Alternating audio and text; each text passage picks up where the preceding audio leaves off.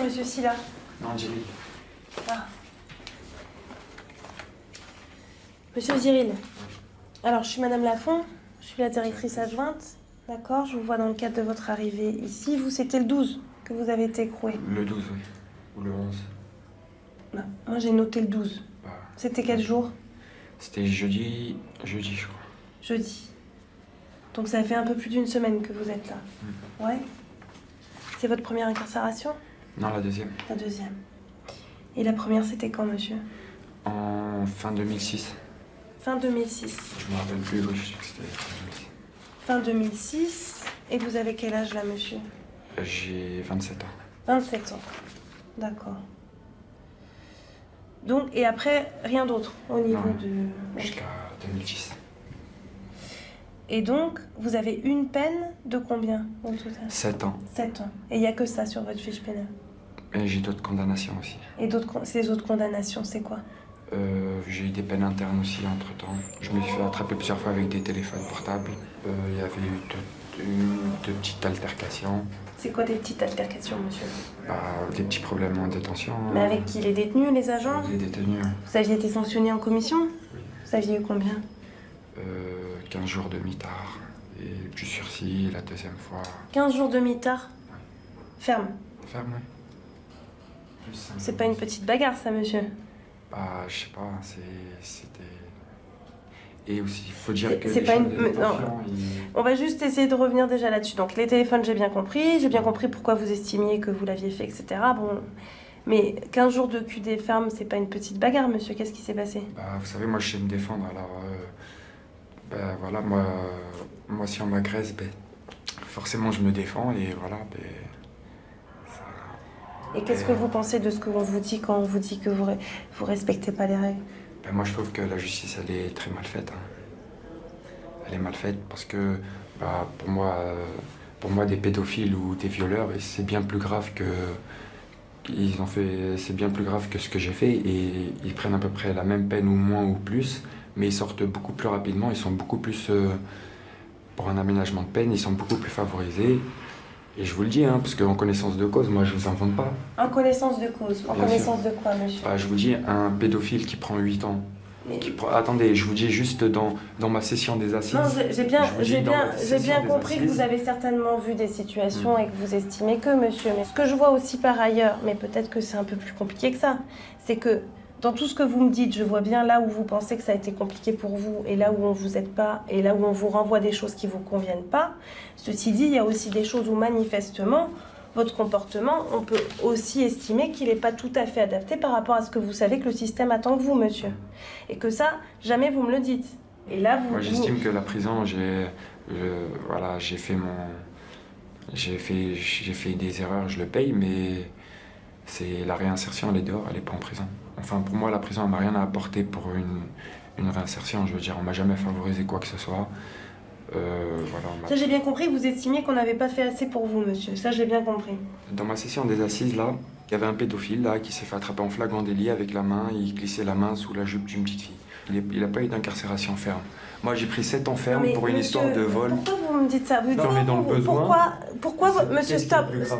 Stop, si vous voulez, on met fin tout de Non, suite, il n'y a pas de problème. j'aimerais juste comprendre là, pourquoi vous me dites ça à moi, directrice de prison, qui est censée vous accueillir pour essayer de voir en sorte que vous êtes ici. Manifestement, ça a été compliqué après, on est censé faire en sorte que ça se passe mieux. Pourquoi vous voulez, moi, me prendre à partie sur vos opinions à vous concernant la justice et sur le fait de savoir ce qui est pire entre violer, voler, être pédophile ou je sais pas quoi? Pourquoi vous voulez me prendre à partie là-dessus, monsieur? Puisque par définition, moi je travaille, monsieur, et que je suis... Moi, je vous demande Non, mais vous me demandez... Non, moi je dis que je suis pas...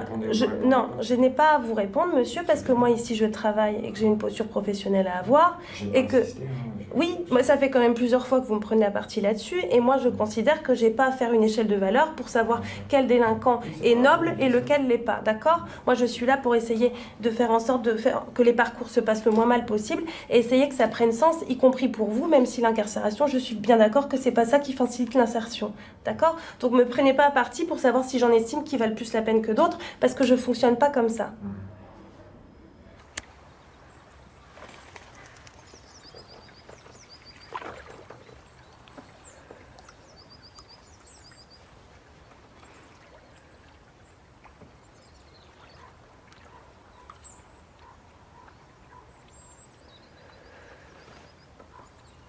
Je n'ai jamais vu Marie que le week-end lorsqu'elle rentre à Paris.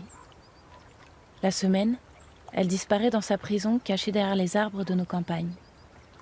Car c'est là désormais que nous bâtissons toutes nos prisons modernes. J'ai toujours eu du mal à imaginer Marie à la tête d'une prison-usine de près de 800 détenus. Encore plus d'une prison pour hommes. Que faisait-elle là-bas de cette timidité qui la rend parfois si fragile? Et pourquoi endosser un rôle souvent si mal vu, alors qu'elle aurait pu choisir un métier plus valorisé?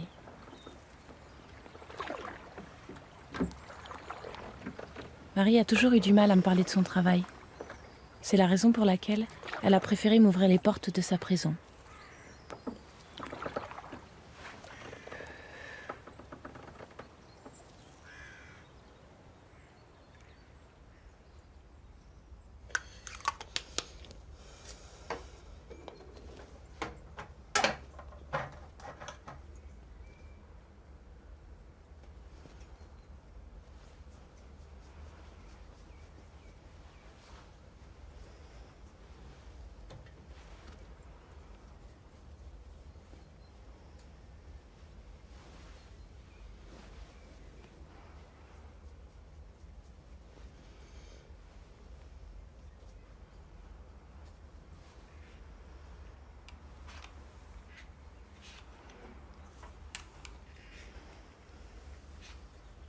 Quand je raconte tout ce qui a fait qu'à un moment donné, j'ai projeté sur ce métier tout ce qui pouvait répondre à mes attentes, je pense que je ne mesurais pas ce que ça allait être en vrai.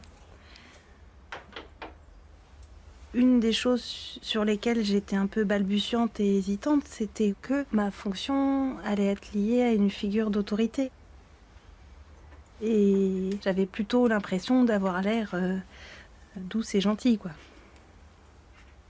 Pour moi, ça voulait aussi dire que il fallait que je sois en mesure de gommer tout ce qui pouvait avoir attrait à une certaine forme de fragilité, quoi.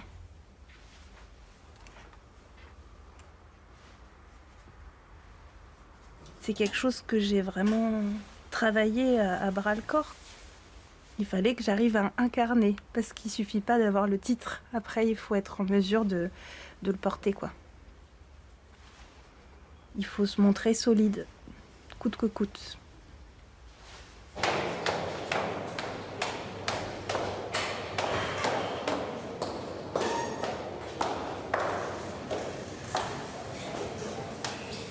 Bonjour.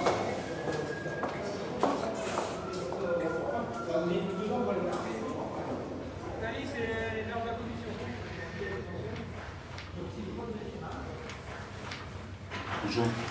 Monsieur Sacdoud, bonjour. Alors monsieur, vous êtes convoqué aujourd'hui par rapport à un incident qui est survenu le 12 décembre.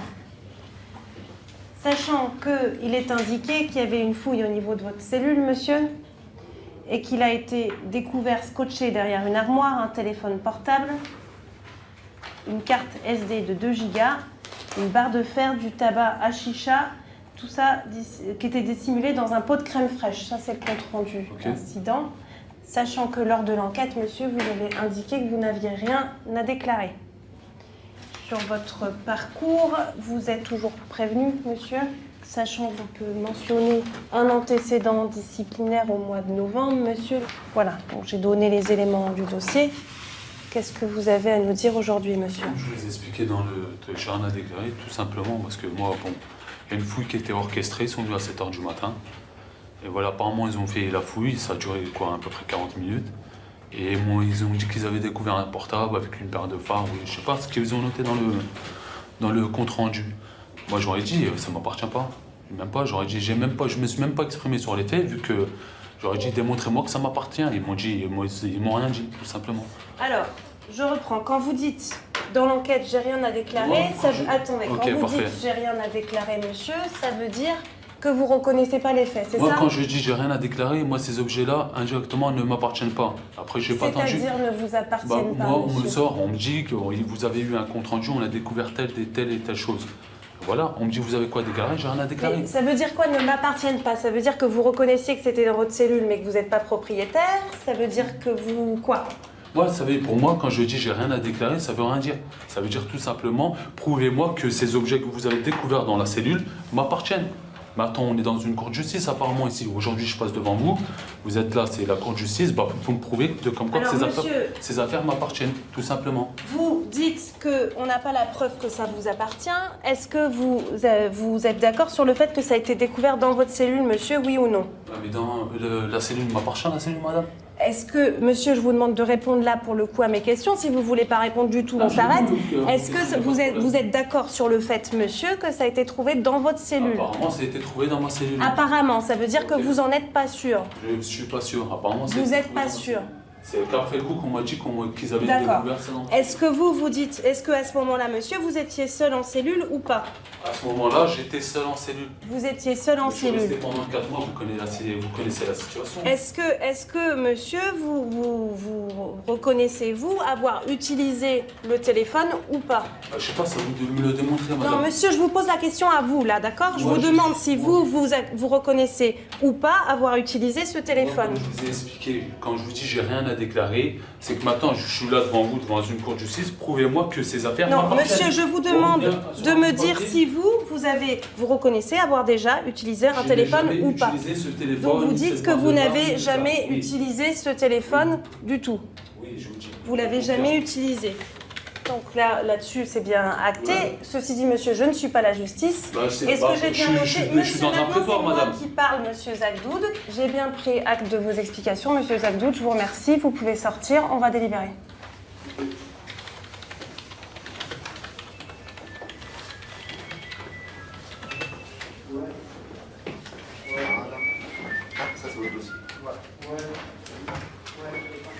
Alors, qu'est-ce que vous pensez de sa contestation? Il y aurait une sanction, du QI des fermes.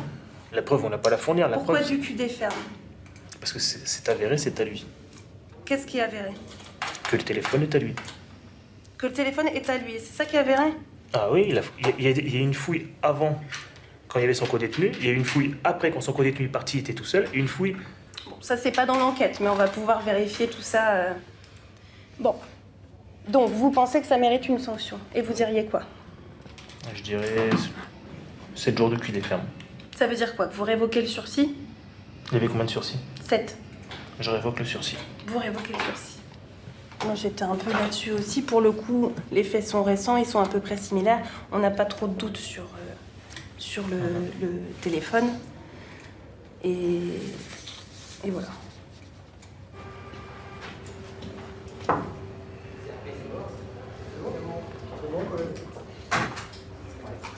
Et après, c'est la même chose.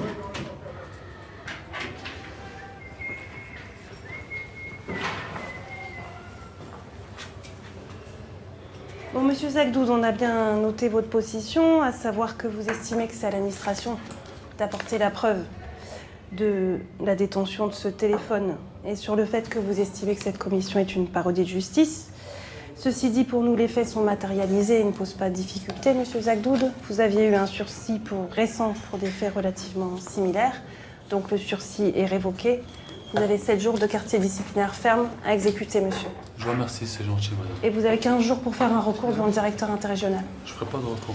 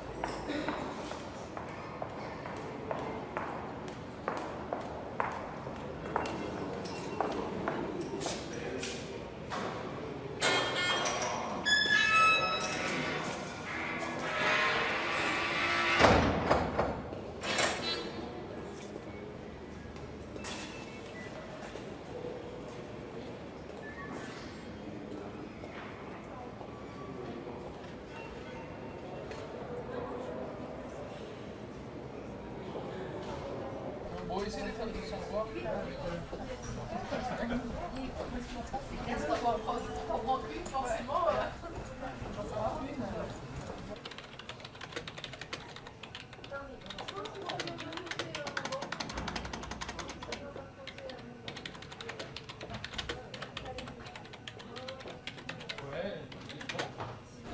si.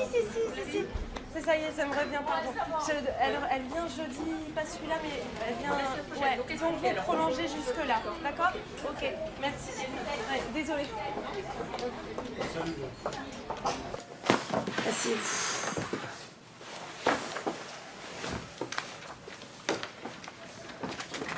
Je voulais vous voir par rapport au problème de l'équipe, tout ça, parce que ça fait un effet de masse, là, il y a eu trop de choses d'un coup, et voilà. Bon, alors j'ai vu quelques-uns de vos collègues autour de tout ça. Où est-ce que ça en est depuis? Ça se cristallise? Je crois que c'est simple, il y a une partie de l'équipe qui se parle, l'autre qui se parle plus. Tant que je ne travaille pas avec eux, ça va. Mais après, ça reste compliqué à gérer et est-ce que les autres personnes. Ne pas fonctionner comme elles, déjà, c'est pas facile. C'est insupportable parce que vous vous sentez... C'est insupportable de travailler avec des collègues qui vous parlent mal, qui, quand on demande un coup de main, c'est non. Vous voyez, une fouille de cellules, c'est pas la peine de demander aux collègues parce qu'on sait très bien qu'il dira non. C'est des choses toutes simples. Mais il n'y a plus aucune possibilité de...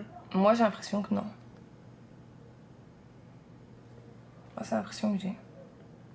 Mais vous n'avez pas envie de partir de l'équipe pour autant? Pour leur laisser gagner encore? J'ai déjà eu trop de collègues féminines derrière moi qui sont parties de l'équipe et qui en ont bavé. Parce que là, pour vous, parce que si j'ai bien compris, là, pour le coup, alors que les femmes en soient victimes d'une certaine manière, j'en doute pas, mais c'est pas que les femmes, là, en l'occurrence, si j'ai bien Non, compris. c'est pas que les femmes, c'est les stagiaires, c'est en fait les oui, éléments ouais. faibles, quoi. Dernièrement, une collègue qui est partie, ils étaient plus sur elle, et en fait, c'est, je sais pas, j'ai l'impression qu'ils cherchent des histoires, qu'ils cherchent une passion ou quelque chose à... Je sais pas, peut-être qu'ils aiment ça, faire souffrir les gens, je sais pas. Se moquer des gens. Par exemple, quelque chose tout bête, je n'ai pas eu le poste au quartier mineur, le crier dans la nef, ah, elle a pas eu les mineurs, je vois pas l'intérêt. Je crois que ça devient un peu trop lourd à porter, là, en fait, de ce que vous me... Ça commence à être trop douloureux, là. Il y a des moments, oui. Avec la nouvelle psychologue, là, vous avez déjà pu en parler de tout ça? Si moi je vais voir le psychologue, je pense qu'il y en a beaucoup qui auraient besoin d'y aller dans l'équipe. Mais alors, mais pourquoi pas? C'est quoi le problème, en fait? Je comprends pas. Si Ouais, tout le monde y allait, peut-être que ça serait pas mal. C'est une généralité, c'est presque normal de subir des pressions ici, donc... Et donc quoi? Pourquoi vous voulez qu'on aille voir le psychologue? Moi, depuis que je suis arrivée, on m'a dit il faut faire attention, dans l'équipe, il y a des tensions, il y a des pressions. Et ça fait 2 ans que je suis dans l'équipe et c'est toujours le cas. Donc, est-ce qu'on peut faire quelque chose? J'ai l'impression que non. En tout cas, que là, manifestement, non, ça commence à être très compliqué. Oui, que ça prenne de l'énergie, qu'il y ait des moments donnés, ça soit insupportable, que parfois ça devienne une forme de souffrance au travail. C'est possible aussi. Ça veut pas dire ni qu'on est fragile, ni qu'on a besoin de... Voilà. Moi, c'est tout ce que je dis. Après, c'est une histoire de comment on tient un parcours, c'est tout. Mais je crois que vous êtes un peu partagé entre le fait de ne pas avoir envie de capituler et le fait que vous trouvez qu'effectivement rien ne change et que vous vous essoufflez toute seule. Mais que la hiérarchie a un rôle à jouer. Après, tout dépend aussi de ce qui lui remonte et de comment ça lui remonte. C'est sûr, on a aussi la responsabilité de la cohésion et de... que ça soit aussi qu'au niveau des agents, chacun à leur niveau et aussi leur part de responsabilité sur la cohésion. C'est pas que la hiérarchie qui est responsable, c'est chacun à son niveau, avec ce qu'il a à faire et avec ce qu'il est responsable de la question de la cohésion et du collectif. Et le problème, c'est qu'il faut que chacun joue sa partition à tous les niveaux de la hiérarchie et qu'on sait bien que c'est pas toujours le cas. Et que, effectivement, pour ceux qui ont envie d'être dans un état d'esprit un peu plus collectif, c'est compliqué.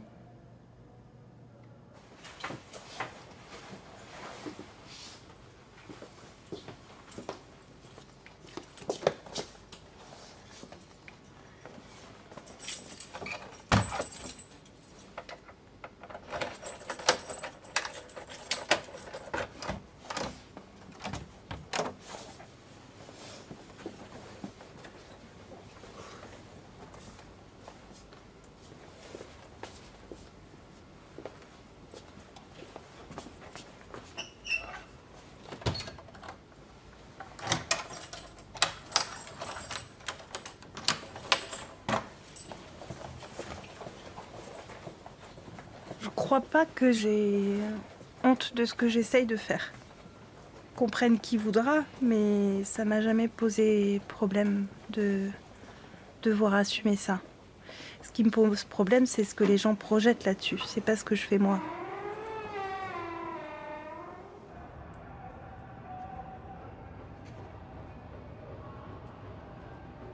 Ce qui est compliqué, c'est que dedans, on est déjà caricaturé entre les détenus qui vous perçoivent comme une salope et les agents qui sont persuadés que vous en avez rien à foutre. Ça, c'est déjà difficile en soi. Mais quand, en plus, en dehors, on a l'impression, une fois de plus, d'être caricaturé, bah, moi, j'ai pas la force ni l'énergie de me battre contre ça. Enfin, c'est pas grave.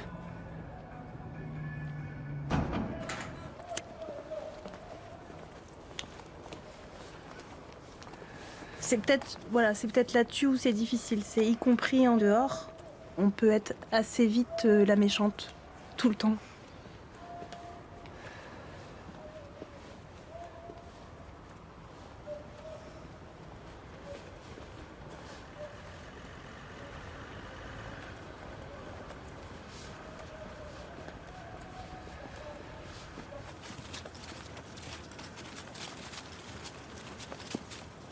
Personne ne dit jamais que c'est dur. C'est interdit? Je crois. Ou en tout cas, ceux qui le disent le payent peut-être un peu cher.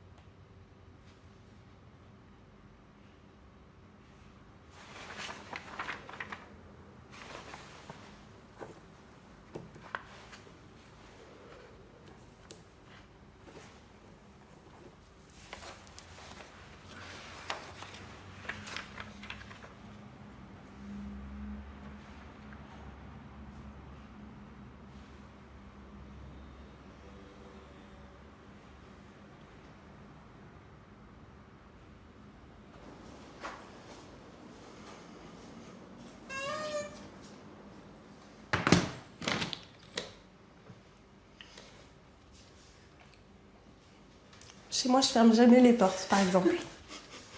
Ça m'a rendu un peu claustro. Je laisse les portes ouvertes, les fenêtres ouvertes.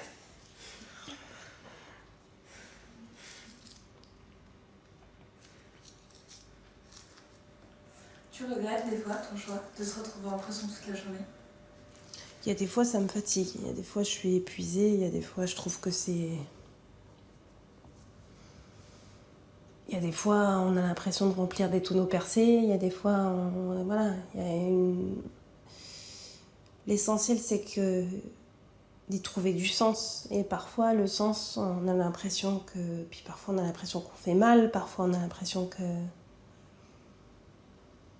Mais...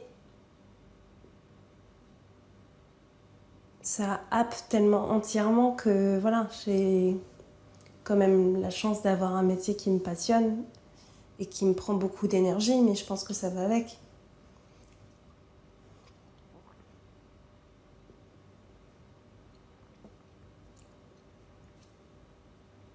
Et c'est un choix de vie.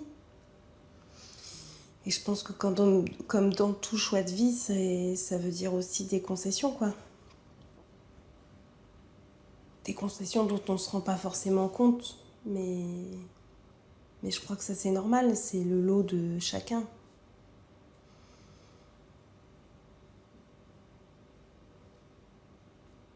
On y reviendra évidemment. évidemment en direct dans le journal de 9h. 8h06, l'autre grand titre du matin, c'est le projet de loi Macron aujourd'hui. On y est, c'est ce matin au Conseil des ministres qu'Emmanuel Macron présente dans le détail sa loi pour la croissance et l'activité.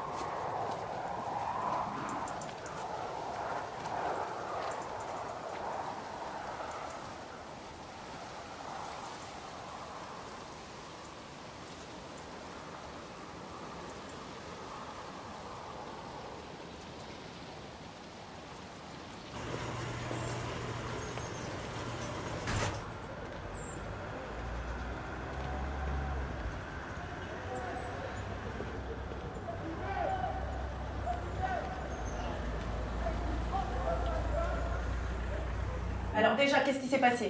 Non, en fait, je l'appelle tranquillement, je l'appelle gentiment. Et quand il vient vers moi, j'entends des insultes, clairement, j'identifie des insultes. Et en sachant Quand que... il vient vers vous, vous l'entendez? Ouais, je l'ai clairement entendu. Quand il est arrivé vers moi, lui il pensait que j'avais pas entendu, j'ai entendu ses Et insultes. vous avez entendu quoi, monsieur Bois? Ouais, casse les couilles, enculé de sa mère. De moi, dès que j'ai entendu ça, voilà, c'est... Après, je sais, c'est la mauvaise réaction que j'ai eue. Mais... Oui, Quand vous l'entendez dire, il me casse les couilles, ça vous a énervé? Bah ouais, on a... Parce que ça, c'est... C'est pas plus il me casse les couilles, c'est qu'elle m'a dit, pardonnez-moi d'expression, ouais, l'enculé de sa mère.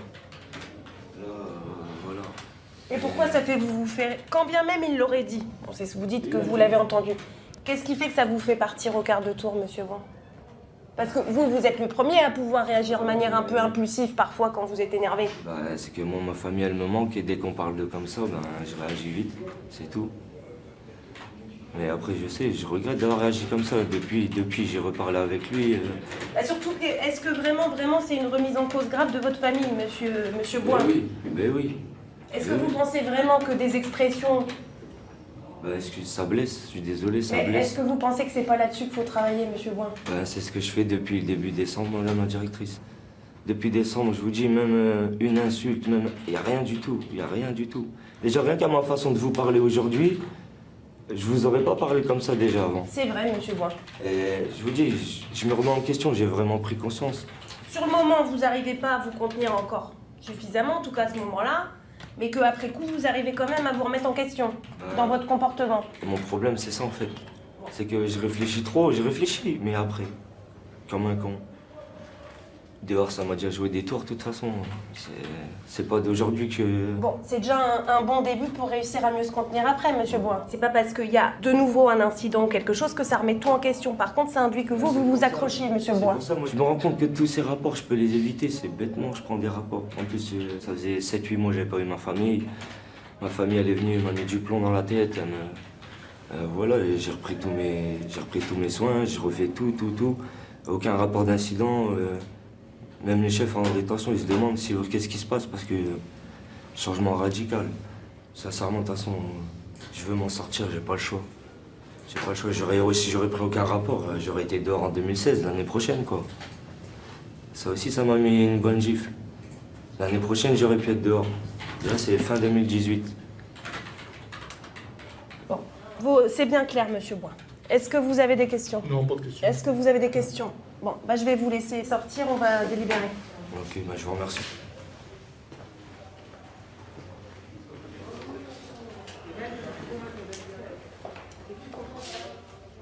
Alors,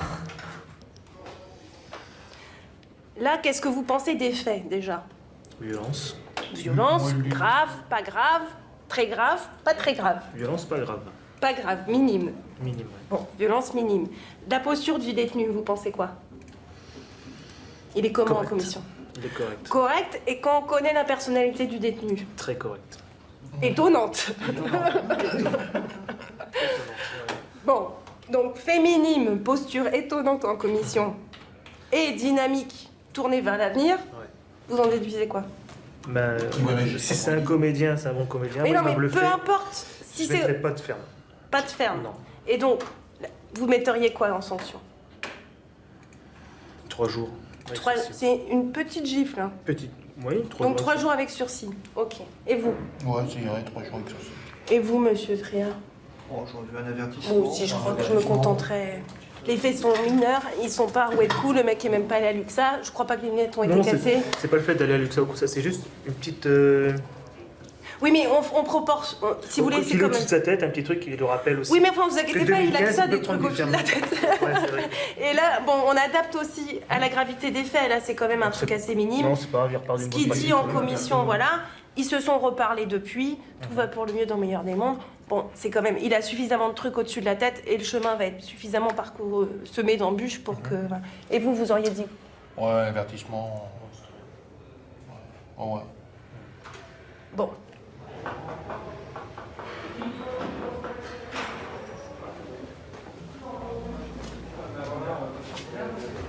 On attend votre avocat, monsieur. C'est moi. Bon, monsieur, je peux déjà que noter que l'attitude en commission est effectivement pas du tout pareille à ce que j'ai pu voir par ailleurs. Et ça me semble quand même d'être un bon début pour évoluer et pour changer. Vous avez bien compris en quoi ce comportement n'était pas adapté. Les faits posent pas de difficulté, vous les reconnaissez. La gravité est mineure. Vous avez depuis plus de nouveaux problèmes avec ce détenu. Pour ce qui est de cette procédure-là, vous avez un avertissement, monsieur Boin. Et vous avez 15 jours pour faire un recours devant le directeur interrégional. Je vous remercie, madame la directrice. Je vous en prie. Ça ne peut me donner envie que d'aller de l'avant. Monsieur Boin, même en faisant des efforts, il y aura certainement encore des incidents parce que la révolution ne se fait pas en un jour, monsieur Boin. Je travaille à beaucoup. Mais voilà, je pense qu'il faut surtout tenir dans le temps après, monsieur Boin.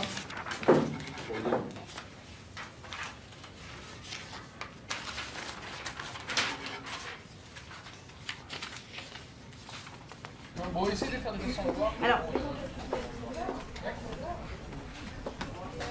c'est la deuxième fois que vous veniez le visiter, là, en fait.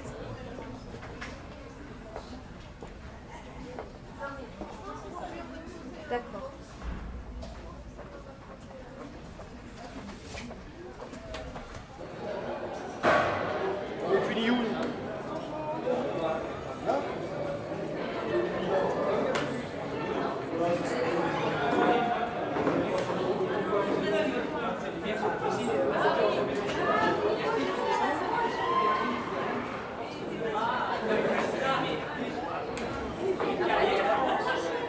J'entends bien, enfin, je suis persuadée que les dysfonctionnements, on en a à peu près tous les jours et que, suivant les agents et les personnalités, ils sont plus ou moins autonomes, ils ont plus ou moins le sens de l'initiative et ils sont plus ou moins impliqués. Mais là où j'ai une perception un tout petit peu différente, c'est que oui, par définition, une fois qu'on a sorti la note, au départ, tout le monde se mobilise. Voilà, donc, mais tout le monde, quand je dis tout le monde, c'est pas, il y a une responsabilité collective sur le fait que ça fonctionne ou pas. Alors, on peut effectivement toujours pointer les agents qui sont plus ou moins impliqués ou qui sont plus ou moins professionnels. Mais je veux dire, quand ça dysfonctionne, par définition, ça reste aussi une responsabilité collective. Alors, on peut se renvoyer la balle en disant c'est les agents qui ou c'est les... Mais je veux dire, je pense que, voilà, et je crois que c'est tout à fait logique que... Et malheureusement, je crois que c'est pareil partout et c'est pas propre à Liancourt. Après, à Liancourt, c'est pire parce que tout recommence tout le temps. Mais je veux dire, par définition, s'il suffisait de faire une note de service pour que les pratiques changent, pour le coup, on n'aurait plus grand-chose à faire. Donc je crois que notre rôle à chacun, c'est quand même toujours, malgré tout, de rabâcher. Et même en rabâchant, ça dysfonctionne quand même. Et ça, c'est sûr que si nous, on lâche, eux, ils lâchent. D'une manière ou d'une autre. Et là, de ce que j'entends, j'ai quand même l'impression qu'il y a une certaine forme de relâchement quand même.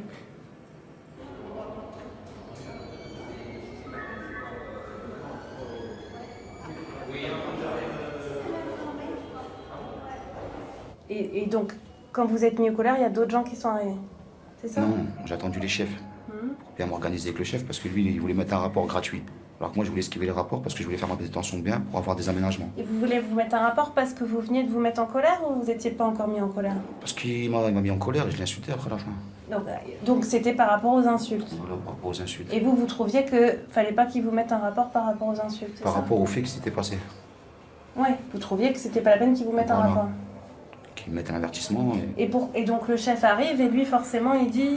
Il se met avec le collègue, il m'écoute pas en fait. J'essaie de parler avec eux, je vois ils sont en complot, je vois. Et ça veut dire quoi un complot pour vous? C'est des collègues, ils mangent ensemble, c'est comme la justice et les avocats, madame. C'est très Alors bien comment ça se pourquoi passe. vous demandez le chef si vous pensez qu'après... Parce que je me suis dit que lui va être compréhensible. Moi je viens pas d'ici, je me suis dit il va me comprendre. Je vais essayer de lui parler, de lui faire comprendre que le surveillant il s'emporte. À la fin il est venu, il se met avec lui. Donc j'ai vu que c'était une machination, je me suis dit vas-y, ici c'est une campagne, ils sont tous contre moi. J'ai tous insulté leur mère. Je suis rentré dans ma cellule.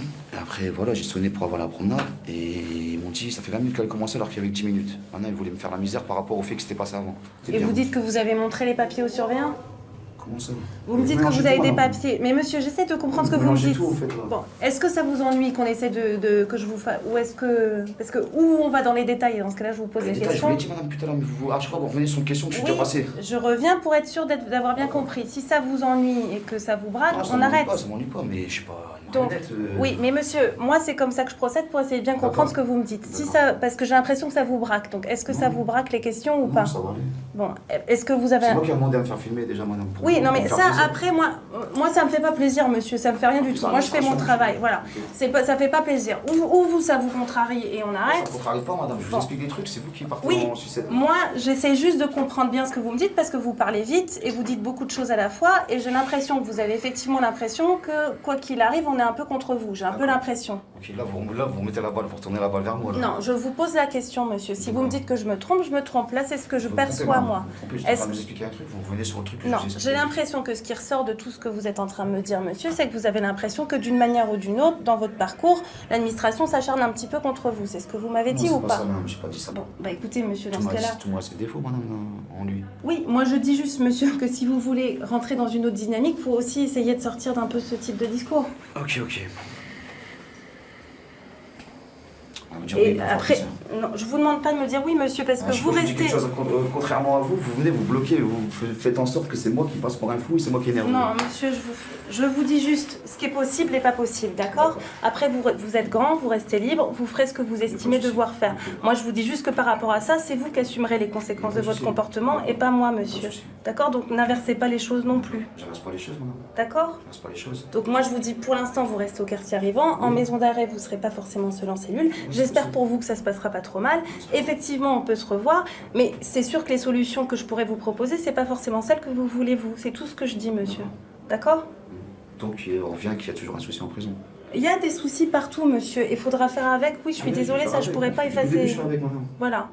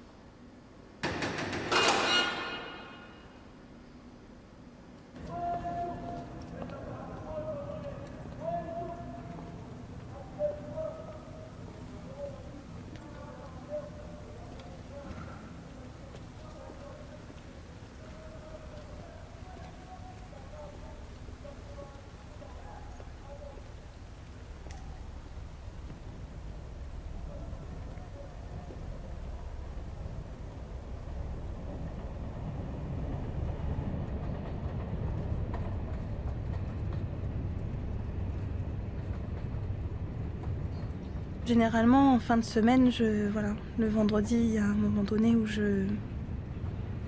j'en peux plus et j'ai envie de partir.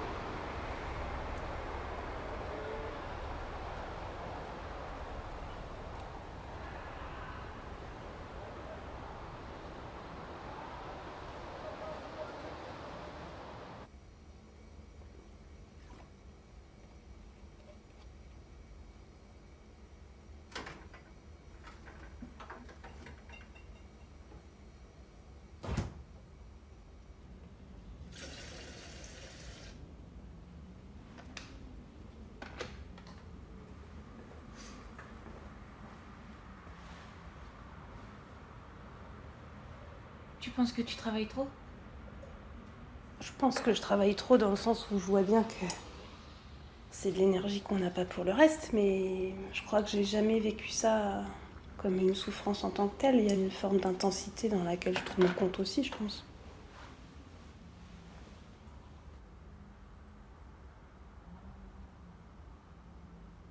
Mais alors, pourquoi t'étais mal tous ces mois de décembre où je te retrouvais et ça n'allait pas? Et zou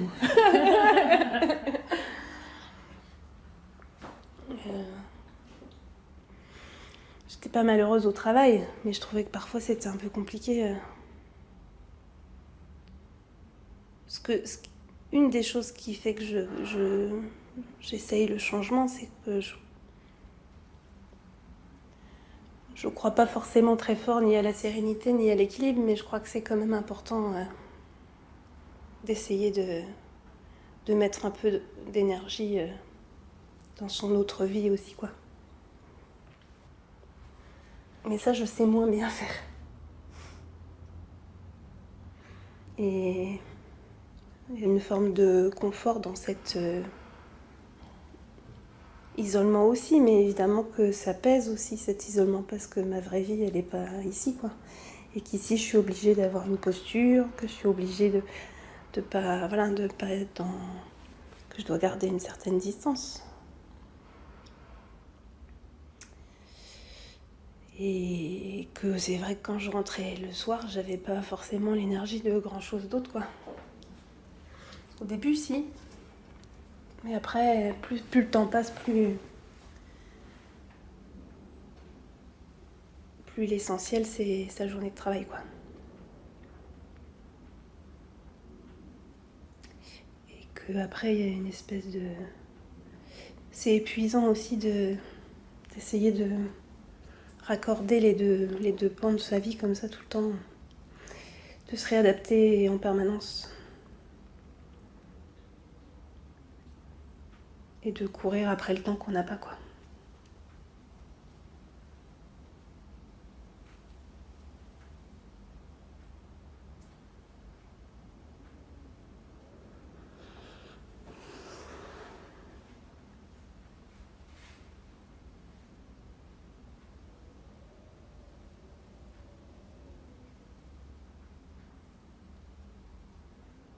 Donc vous m'avez bien dit, vous êtes marié? Ouais, je suis marié avec 3 enfants.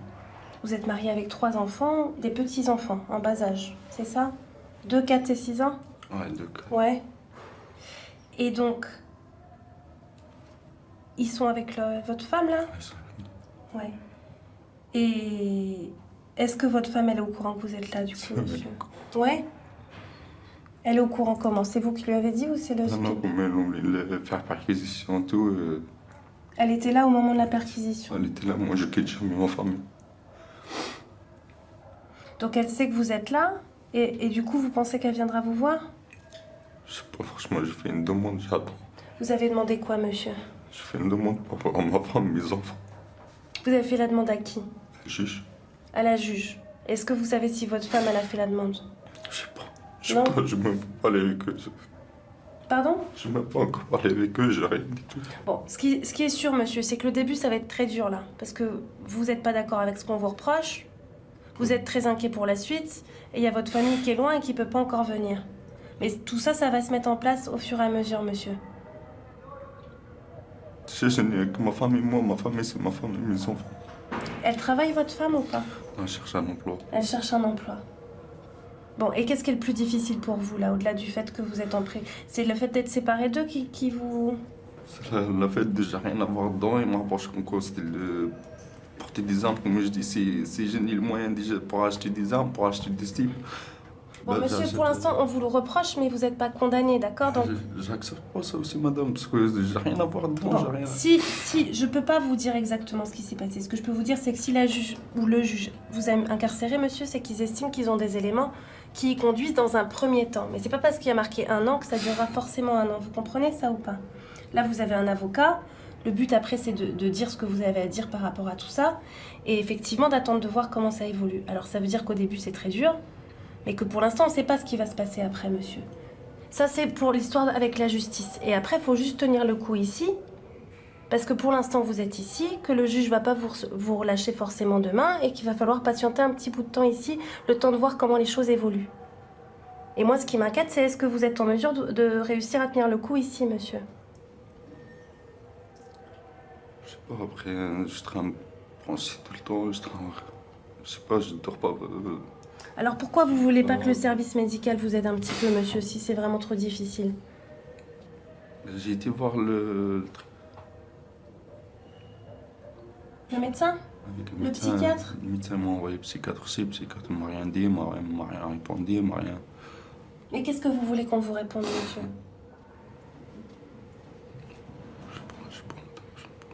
Je sais pas, moi déjà, je sais pas. Qu'est-ce que vous voudriez qu'on vous réponde? Il y a des moments où ça va un peu moins mal ou c'est toujours un peu comme ça?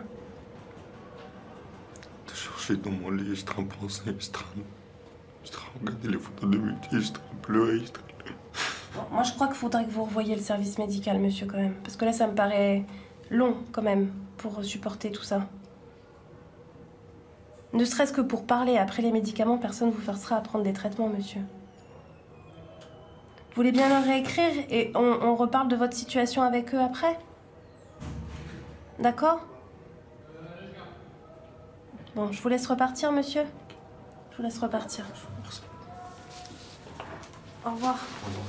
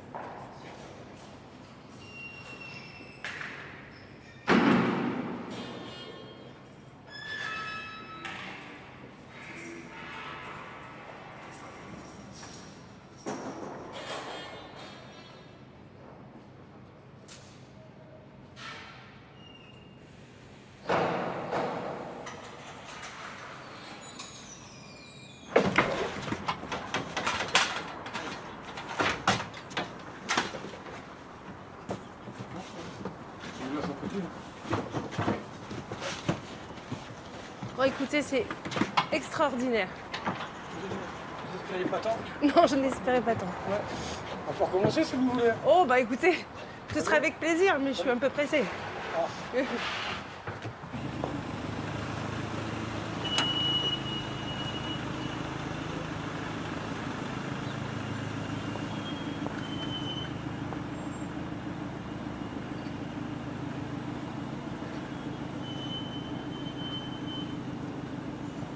Pendant l'hiver, Marie a fait une demande pour travailler dans les bureaux du ministère de la Justice.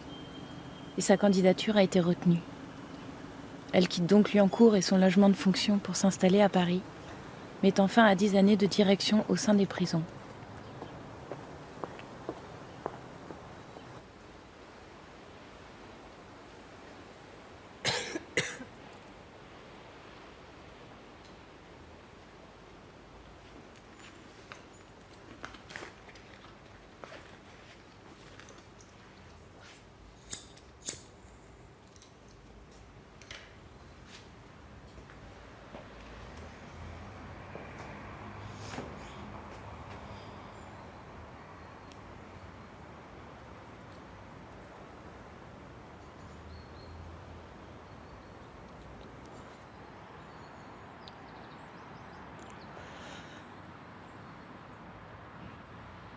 Ça veut dire que tu serais resté? Tu serais bien resté?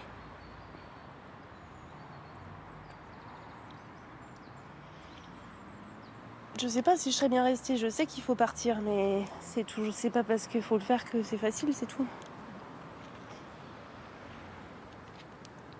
C'est mes petits repères finalement ici. Hein. Ce jardin bucolique. Jamais j'aurais rêvé d'une maison pareille.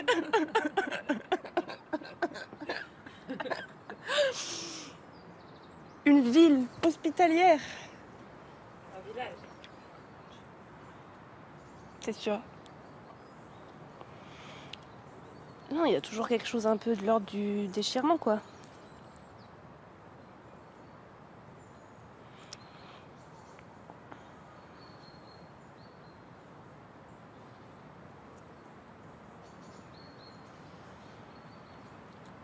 Si on reste là un peu, peut-être qu'on pourra entendre la prison et les gens qui parlent. Je vous propose d'attendre ce son.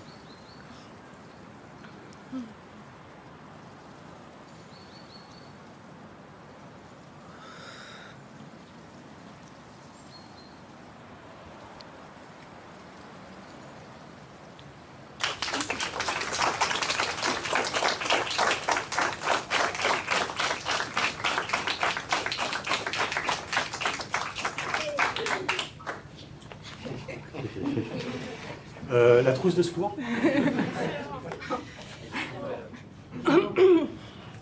Bon, je crois que c'est un peu perceptible, mais ça va être un peu difficile. Et c'est bouché par là.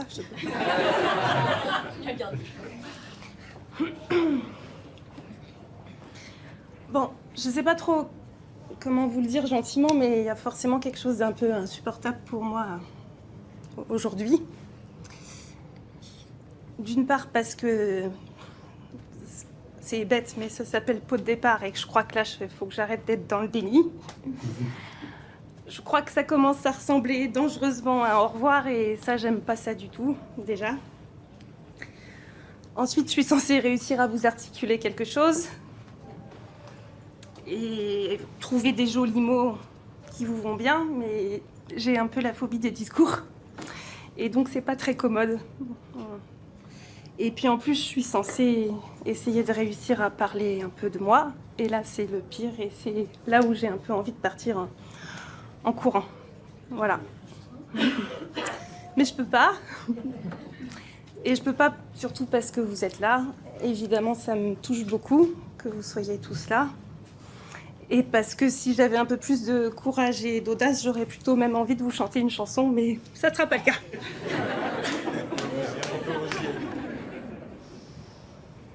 Liancourt, pour moi, au début de l'histoire, c'est plutôt une grosse prison tout en haut d'une côte un peu raide, à mon goût, avec une toute petite gare, pas vraiment à proximité. Et je crois qu'au bout de 4 ans, on peut dire que je me suis immergée dans cet établissement jusqu'au cou, voire bien pire. Je crois qu'on peut dire que ça aurait pu être 4 ans de brouillard, un peu comme un exil. On peut effectivement dire que j'ai bu beaucoup de café. J'ai même repris la cigarette.